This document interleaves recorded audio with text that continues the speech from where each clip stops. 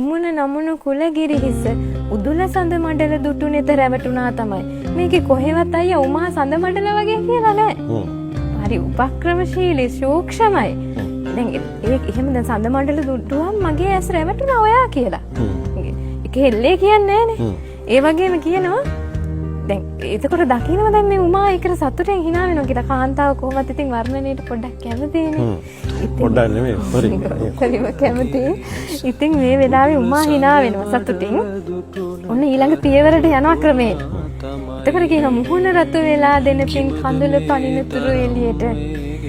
ඔහොම hina වෙනකොට උඹ ලස්සනයි උමා. උඹ කියලා අයිති කරගන්නවා අයියා. තමන්ගේ කරගෙන කියන්නේ උඹ කියලා. අපි නන්නාදුන්න කෙනෙකුට උඹ කියලා කතා කරන්නේ නැහැ. ඉතින් මේ තමන්ගේ අයිතිය හංගවන ගමන්ම කියන්නේ උඹ ලස්සනයි උමා. දැන් ඕනේ ලස්සනයි කියලා කියනවා. ඉතින් ඊට පස්සේ කාන්තාවක් විශේෂයෙන් ආදරය ප්‍රකාශ කරන අවස්ථාවේදී අයියා ටිකක් මේ ලැජ්ජාශීලී. ඒ වගේම ඒකට ඍජුව ප්‍රකාශයක් ඉදිරිපත් කරන්නේ ප්‍රතිචාර දක්වනවා අඩුයි.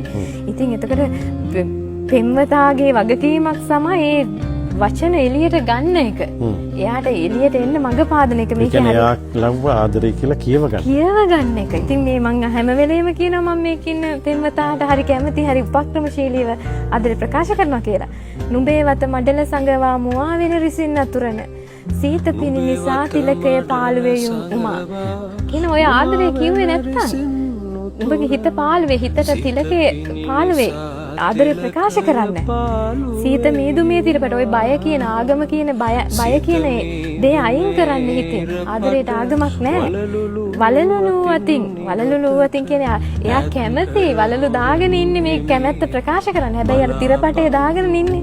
ඉතින් ඒ බය කියන තිරපටේ අයින් කරන්න. මේ ආදරේ කිසි ගැටලුවක් වෙන්නේ නැහැ. මම ඔබ ආරක්ෂා කරනවා කියන ආරක්ෂාව දෙනවා. ඊට පස්සේ යනවා මේ හරි පරාර්ථකාමී පෙම්වතෙක්. ආදරේ රැකෙන්නේ මම හිතන්නේ පරාර්ථකාමී. අපි පසුවට කතා කරමු දැන්. අපි මෙතනින් ආදරේ කතා කරන්න පටන් ගත්තේ. දැන් පරාර්ථකාමී පෙම්වතේ කිසිම වෙලාවක මේ පෙම්වතා මම හිතන්නේ සිංහල දමිළ ප්‍රේමයක් ගැන කතා වෙන්නේ. තමන්ගේ පන්සලකට ගාව ගන්නෑ. හැම වෙලේම උත්සාහ කරන ප්‍රේමවන්තියාවට තියෙන ප්‍රේමවන්තිය වටා තියෙන දේවල් වලින් ඇය තුලට ලං වෙන්න. ඇය තුලට විශ්වාසය ගොඩනගන්න.